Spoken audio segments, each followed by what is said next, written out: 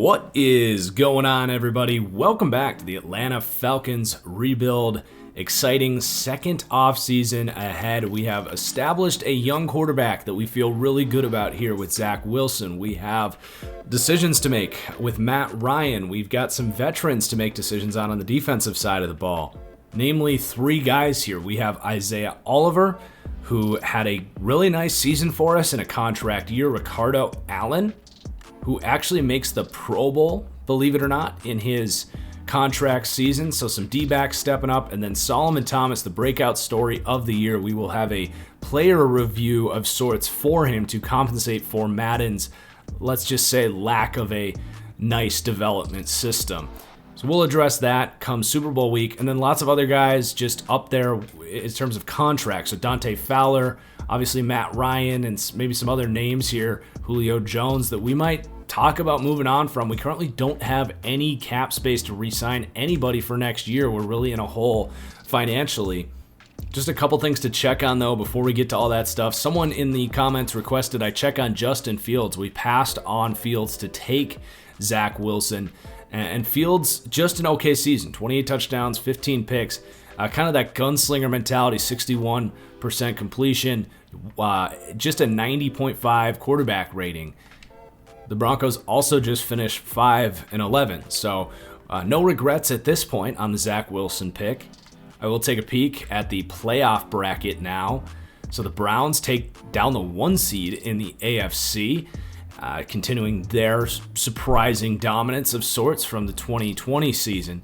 And then the Cowboys bouncing back at that 2 seed with Dak Prescott back. The football team sneaks in as a wild card team. The Panthers make the playoffs in their second year with Matt Rule.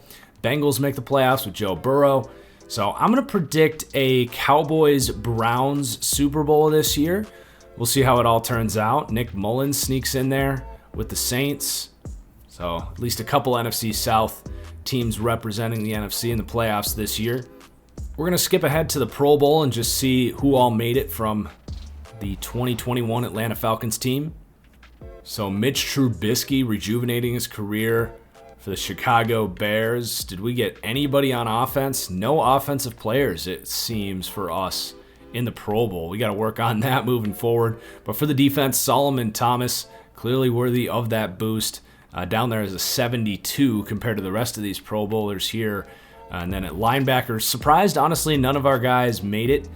But defensive backs, we did get Ricardo Allen, as we mentioned, into the Pro Bowl, racking up those tackles at the free safety position. Those stupid Pro Bowl voters putting weight in tackle numbers. But regardless, going to make things a little more interesting for the Ricardo Allen decision, because it's not like we have great future planning for that safety position. Just to look at how the playoffs panned out, the Packers actually go on a run, and the Chargers with Justin Herbert as the 6th seed, shocking the world, getting to the Super Bowl. So an interesting Super Bowl between the aging veteran Aaron Rodgers and the young gun Justin Herbert. So on to that Super Bowl week. Just to look at the dev trait boosts here. No one on the offensive side of the ball. And then on defense, you will see Isaiah Oliver ends up getting star here after what was a good season, both as a tough, nasty run defender, but getting involved with some interceptions this year too. So he is a player I would like to resign if we can. It's not like we got great options at corner there. And then you see also Brad Hawkins gets revealed with that star dev. But it is time to give Solomon Thomas his respect here. Obviously a former first-round pick coming over to a new team and just totally breaking out. One of the league leaders in sacks with 12 sacks, contributing as a run defender as well. So a phenomenal season here. We're going to boost him to an 80 overall. I think that's perfectly fair. We will pick another defender around the league that also stood out and boost him as well to counteract what we're doing here. So the new and improved Solomon Thomas up to an 80 overall definitely will have some work to do as far as the contract negotiations there and clearing up some cap space to be able to afford what he's going to demand there. Probably looking at least $14 million based on how he performed and his former resume as far as being that top 5 pick. But we talked about boosting someone else around the league to counteract that. We're going to stay interdivision with a really nice storyline here. Nick Mullens comes in for the retired Drew Brees, takes the Saints to the playoffs. Not a perfect season. We're not going to make him a superstar or anything here, but a nice season. Almost 4,000 yards, 24 touchdowns, 15 picks. A guy with some buzz coming over from San Francisco, so we're going to make him much more relevant here for that Saints team. He did not get any respect from the game engine. He's still a 65. So we'll go star dev and get him up to about a 73 overall. And there you go, the new Nick Mullens. Oh, don't lie, Madden. We know the Saints don't actually have a salary cap. Come on now.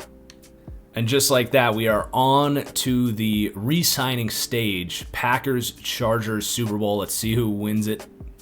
Can Aaron Rodgers get his second ring? He does not. Defense lets him down. Well, he lets himself down 34-13. The Chargers. Justin Herbert picking up the hype, man. Super Bowl in season 2. Let's go. So the re-sign stage, a massive week for the just future outlook of this organization, as we have both veterans to make decisions on, but also we've got guys that we might want to trade. We have cap space to clear up here, and we might have to do that before we even re-sign any of these guys. But Ricardo Allen, after a Pro Bowl season, he's 30 years old. Solomon Thomas obviously needs some money. And then Russell Gage, also a breakout year this year. Isaiah Oliver, 2 younger players I would love to keep around if we can afford it. And even some younger guys here, they're not necessarily young, but core role players of this team with Zacchaeus, Curse, and Deidrin Sanat. That is no small loss. Even Corn Elder, who started in the slot. So lots of work to do this stage. Solomon Thomas, obviously the big player to start with here. And as you can see, already way in the hole as far as cap space, but there's one obvious move that we need to do here, and that is deal with Matt Ryan. And we still have to incur a massive cap penalty here, but it will clear up $15.1 million. It's a pretty clear-cut decision there, but his regression has been pretty massive. He goes down to star dev, and I think that's warranted. He did not have a good season. The physical traits just really starting to drop off for Matt Ryan, and it's 71 overall. There is very little trade market with the contract that he has.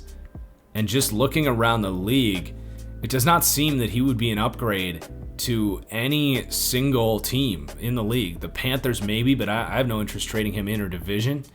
The Raiders still rolling with a 76 car.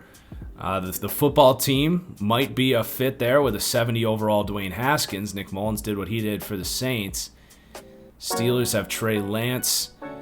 And the Vikings with a regressing Kirk Cousins. Maybe the football team would make this move with Dwayne Haskins in there. They have the 20th overall pick, so it's not like they're drafting a quarterback.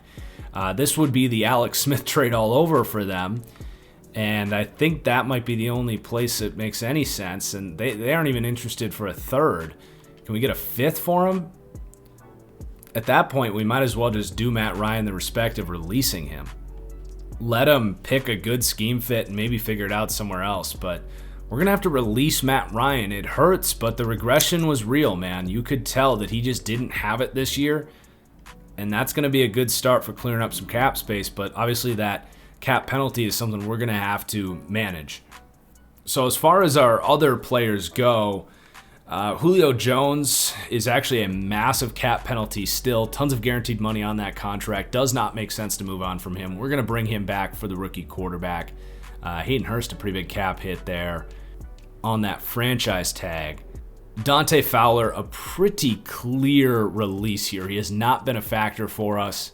Did finish with a 7-sack season, but with that massive cap hit, I don't think there's much of a market for that big of a contract for him, having to pay him $15 million. We're going to let Dante Fowler go.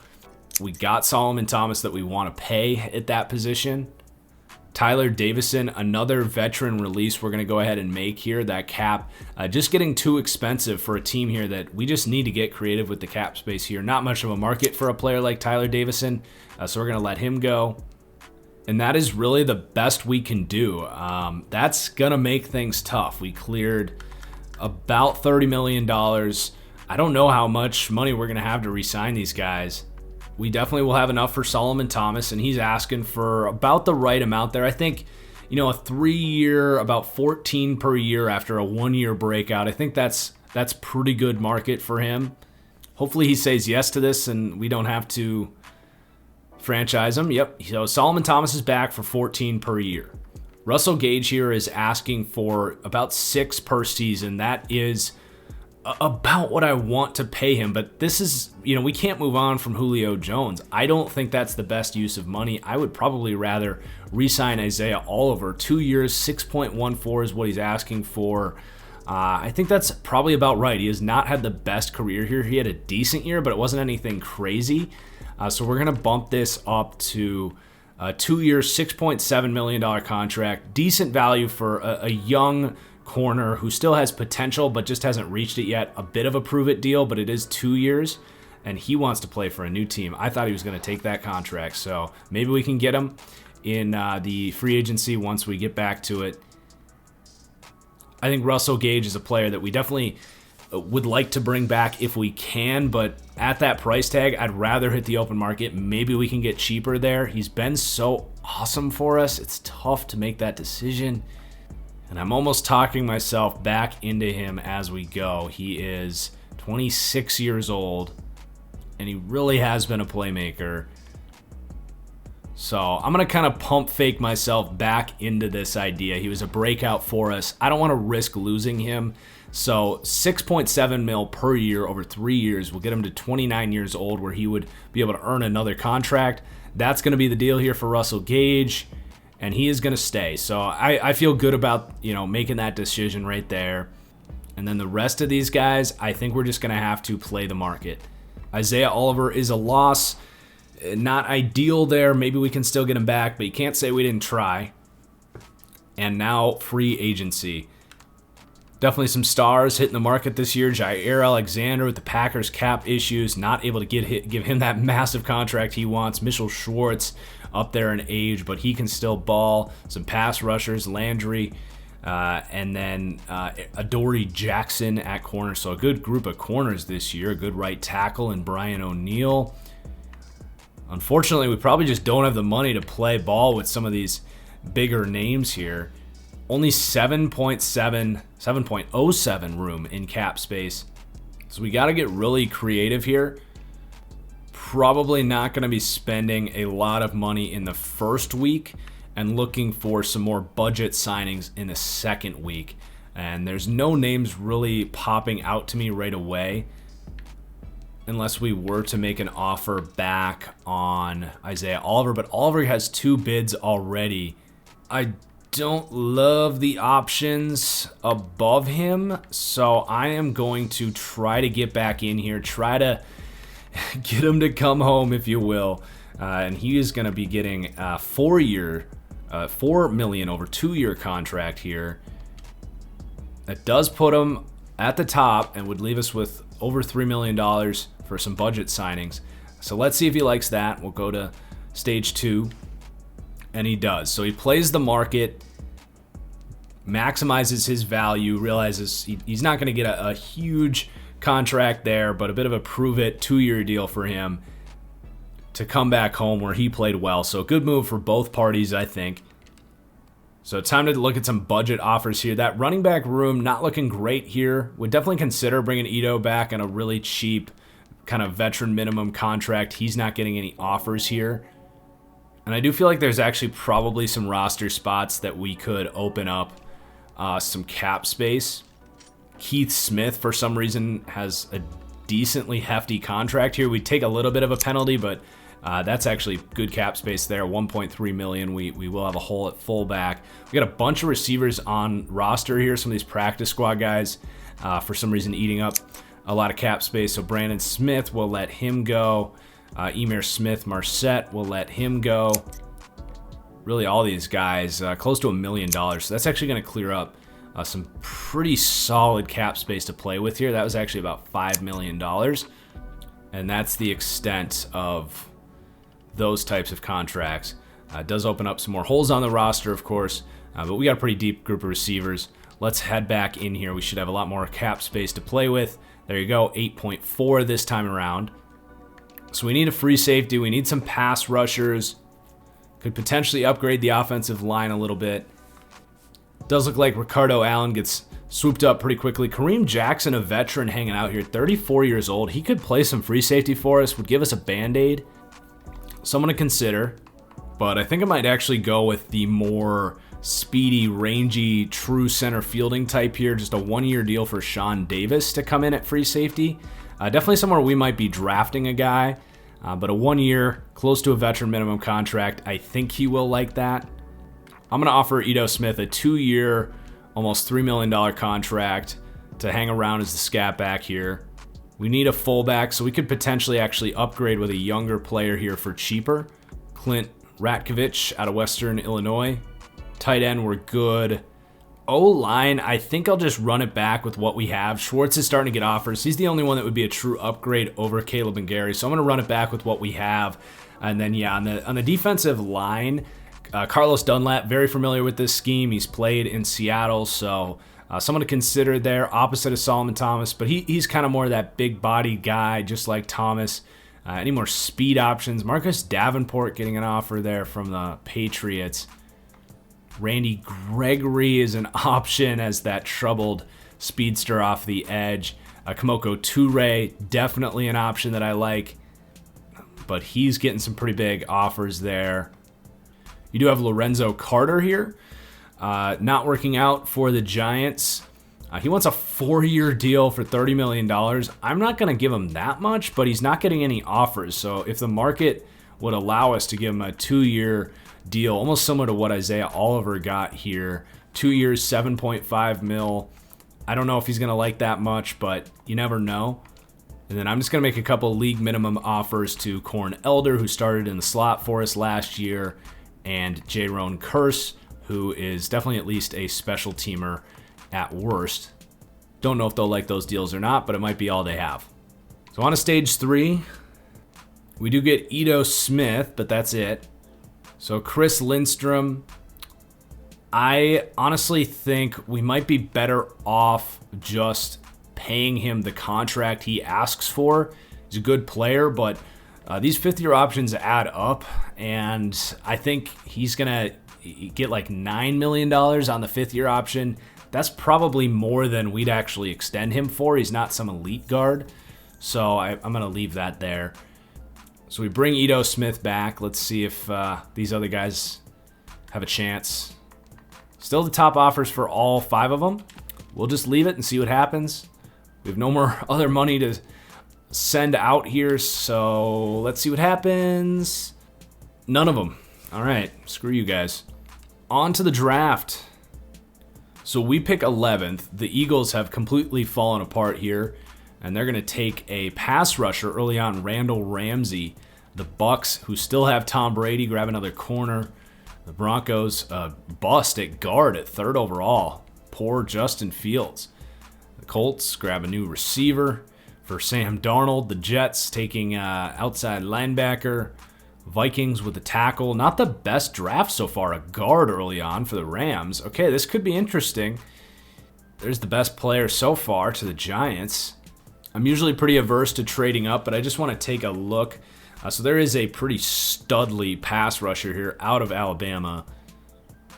21 years old. Kind of your prototype big-bodied power rusher. You got a pretty solid-looking big-bodied wide receiver here out of Notre Dame. A little bit on the slower side, but kind of your big physical prototype. Again, out of Clemson, someone out of USC. I mean, this guy's a freak. He's 23 years old, however.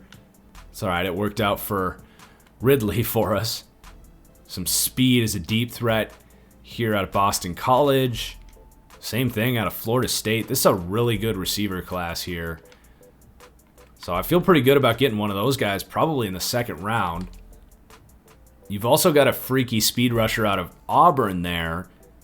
So kind of our 2 biggest needs there. I feel pretty nice about where we're sitting. Even, wow, Paul Bullard out of TCU with some speed off the edge and a beastly defensive tackle prospect without that combine grade. There's some really good prospects at the positions that we need. I definitely don't think trading up is the answer here. Also, an incredible looking corner out of Southern Miss. Oh man, yeah, I think we'll be able to settle on someone in 2 picks here. So another guard goes. This opening up the table here. And a wide receiver out of Clemson goes. Okay, so, oh man, that corner that we just saw out of Southern Miss looked like a game changer. But the pass rusher at the top of the board out of Alabama, hard to pass on him. And maybe we can move up for one of these guys. But Rudy Dupree, probably no relation to Bud Dupree, but a very similar player. He's actually not the top 10 prospect that I thought he might be there. And man, there is just straight up just depth in this class at pass rusher. So this corner is kind of the guy that I think we'd be pretty bummed if we missed out. He's got good coverage. He's an unbelievable athlete. He's 21 years old. He's 6'2". Man, I don't think we can pass on this guy at this point. And there's depth at pass rusher that we can find later. So we're going to take Markel Robinson. And he's got normal development. Got to work on that press coverage. Not quite the freak show I thought we might be getting. Does have good tackle and hit power. Someone we might consider at free safety as well with that size, and he's not the most agile player. So not the worst pick, but I was hoping for better. The Notre Dame receiver goes. I'm going to skip ahead about 8, maybe 10 picks here. The Auburn pass rusher goes. He's a stud. Dupree goes to the Steelers. How about that? The receiver out of Boston College goes. He's a 76. The Florida State receiver goes.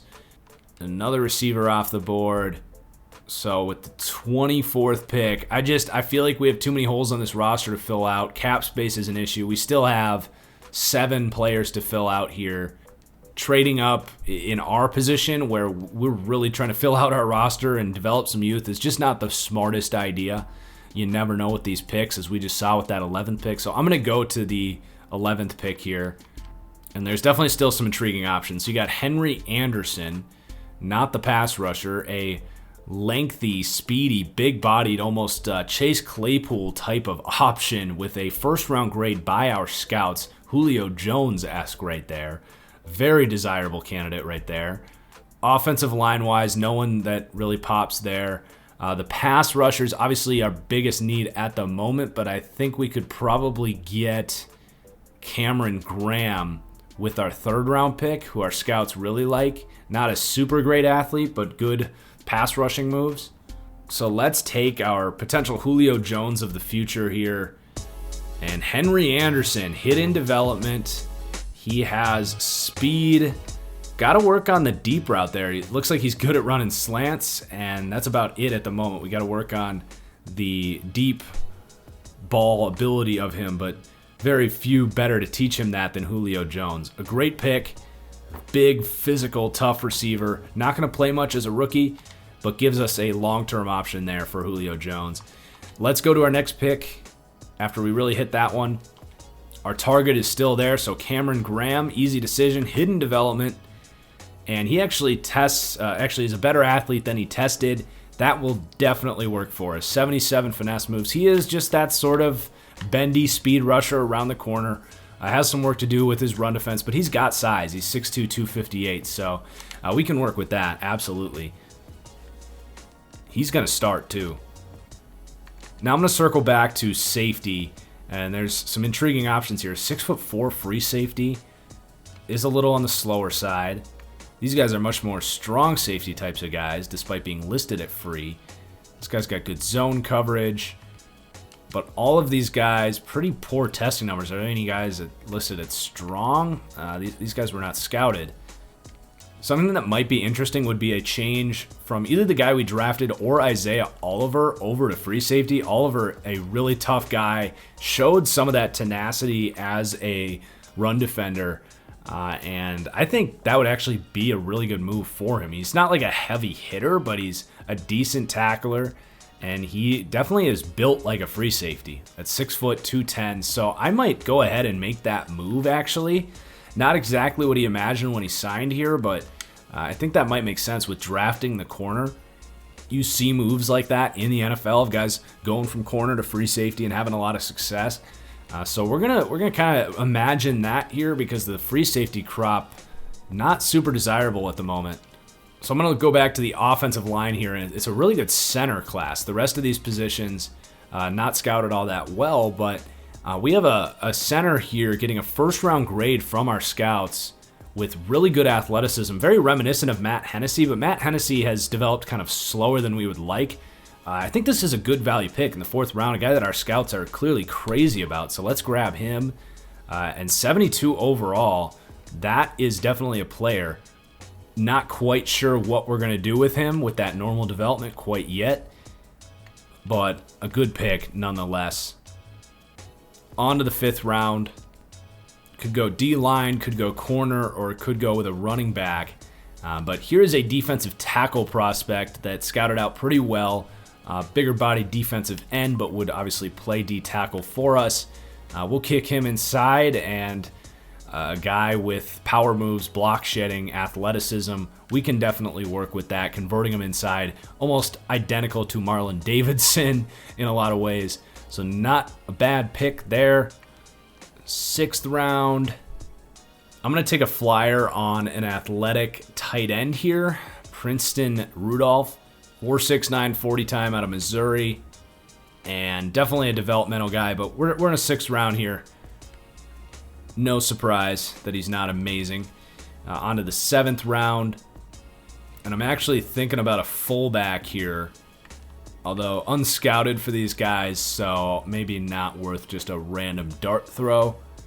And I'm going to use this pick on some speed at running back. Javier Parks out of Memphis, a school that's really manufactured some good running backs with these receiving abilities. Kind of that Antonio Gibson, the guy in Dallas. His name's escaping me. And not a whole lot there, but you never know.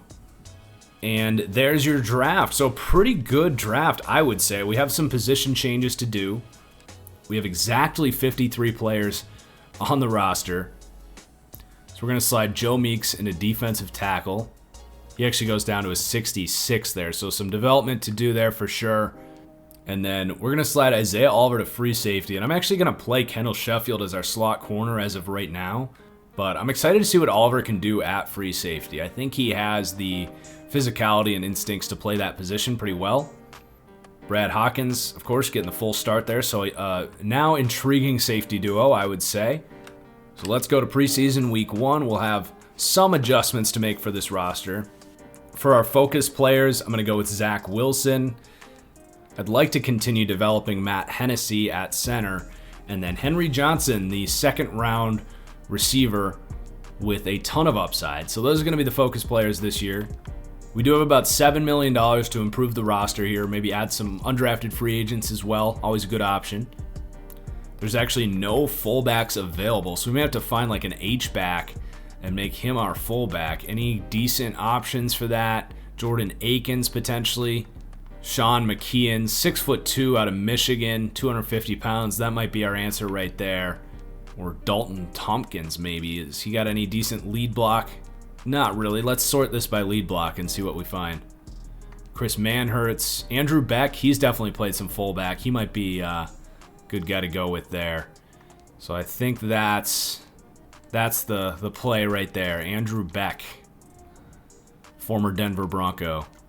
So our scouts really like this Devin Fisher, 6'8", 332 pounds out of Tennessee. So we'll make him an undrafted signing here. Tackle is a thin position for us. I'm going to grab Malcolm Brown. We could use a bigger defensive tackle after some of the cuts we made this offseason. I might also kick the tires on Jerry Tillery. Gets released by the Chargers in year 4 here. A guy that is considered a bust at this point. Let's see what we can do. We got Solomon Thomas to work before. Let's see if we can do that with Tillery. Here's an interesting slot corner option out of Florida State. Josiah Singh, another undrafted signing there. And then Sean Davis clears the market, so we'll bring him in. A free agent we were trying to get originally. And then we'll snag Jaron Kearse back to round out the preseason free agency, if you will. So we will have some cuts to make this year. We got some upgrades. Just one to Monty Rice. And we're going to go ahead and skip through the preseason, hoping to stay healthy, of course. OLine mentorship for Ted Holiday, the 4th round center. We'll work on that pass blocking. Got to protect Zach Wilson. And that's going to be a positional battle to monitor for sure. We'll get some upgrades. We'll save all the upgrades for just before we do our cuts. We stay healthy through week 2. Fingers crossed that continues through week 3. Through week 1, through week 2 now. Still healthy. We got some more mentorships. Julio Jones, maybe working with our young rookie receiver. Yes, Julio Jones. That's exactly what we wanted, was you to mentor Henry Johnson. And I want to work on getting open here, and more specifically getting open deep. That is exactly what we were hoping having Julio Jones in here was going to do for him. So he gets 2 release and 2 deep route running. Love to see it. On to cut week. 7 cuts to make. Just a glance at our stats just to see if anyone stood out. Ja'Kai Polite gets a sack. That'll help his case to make the team. Was on the practice squad last year. Jordan Miller gets a pick. So there's your defensive stats. Passing, it's not like we got a quarterback competition, but good to see Josh Rosen step up. Rushing is what it is. And then receiving, Russell Gage keeps it up. Vance McDonald. Henry Anderson showing some signs, 6 for 58. What about the blocking between those 2 centers? So Matt Hennessy, 3 games played, no sacks allowed. The center does give up a sack. So we will go with Matt Hennessy for now. Do got some upgrades to do. Hennessy does get one. Go power there. He's actually a little better than he looks. He's pretty well-rounded. He's really athletic. And he's growing. He's got star dev. And Jordan Miller, after that interception in the preseason, he's got our attention. He gets an upgrade. Shaheem Carter, he's a roster bubble guy. He is a candidate for the slot as well. Played a lot of that kind of Minka Fitzpatrick role at Alabama. Pete Warner, second-year middle linebacker. And Deion Jones. We're going to stick with pass coverage here. 7 cuts to make. Derek King is going to catch the practice squad. Pretty easy decision there, rolling with Wilson and Rosen. We got 5 running backs here. I don't know if Javier Parks is going to make it here. We have Ito Smith and Tim Jordan are decent receiving backs. So I'm going to send him to the practice squad, a 6th round pick. I'll keep the 6 receivers we've got left here. Simi Cobb's not ideal, but he offers kind of a blocker and a bigger bodied option that we might be able to use as a rotational player. A decent piece for special teams as well, so we'll keep him around. We do actually need a long snapper, so I'm going to just sign Austin Cutting. Our long snapper, Josh Harris, retired last year. So we probably don't need 4 tight ends. I don't think Pinckney has shown quite the development that we would have liked to see. He's 25 years old. I'm going to let him go, and we'll work on developing Princeton Randolph. If we have injuries, we can always bring Pinckney back. On the O-line, I'm going to put Kevin Jarvis on the practice squad, and then we'll roll with the guys we have here. Defensive line, I'm going to get rid of Austin Edwards. We'll go with these guys at left end, at right end. Probably don't need all 3 of these guys. Ja'Kai Polite probably won that battle with Teron Rush, so we'll put Rush back in the practice squad. Polite's an option for sure if Cameron Graham doesn't show out. Polite has 75 finesse moves and 81 speed, so he can play. Interesting kind of competition between those two.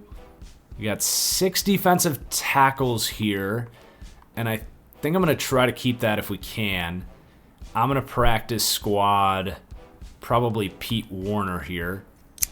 We've got 5 corners, going to all make the roster. And then I want to keep those 3 safeties. I think Shaheem Carter, we're going to let him go back to the practice squad. And we're going to have Josiah Singh as the backup nickel corner for now, behind Kendall Sheffield. So there's your team. Let's get to week 1. We have stayed healthy to this point. Fingers crossed that that continues. And it does. We got an upgrade for Foyesade Aluakan. Nice. As far as the depth chart goes, we really shouldn't have any questions. I think that's been pretty well covered as far as who's playing where. Shouldn't have any major questions here. We're going to go with Cameron Graham over Ja'Kai Polite at right end. We got Kendall Sheffield in the slot. We'll have Ito returning kicks with the rookie receiver. Let's get him some touches on kick returns. Henry Anderson. Ito on punts. I'm going to slide Jerry Tillery in as the third rush defensive tackle. Definitely a piece we could try to mix in and just see what he can do. And we're good to go. So that's about it. We have a season goal here. I'm going to strive to make the playoffs here in year 2 with Joe Brady. And I think that's pretty reasonable. I'm really excited to see what this team can do this year. Really have all the pieces in place for this year, and obviously a lot of potential. Pretty good draft behind us now. It's just a matter of these guys stepping up. Some really fun storylines like Isaiah Oliver switching over to free safety. Position battle at defensive end. Can Solomon Thomas repeat his season? The first round pick with normal development. Can he reach his athletic potential with that 11th overall pick? Become more of a physical press corner in this scheme and play up to that. And then, of course, on the offensive side of the ball, Zach Wilson starting the season as the starter in year 2 with all the expectations in the world. So really looking forward to seeing what we can accomplish this year. Please do hit that like button, guys. Hope you're enjoying the series. Cheers, and we'll see you later. Peace out.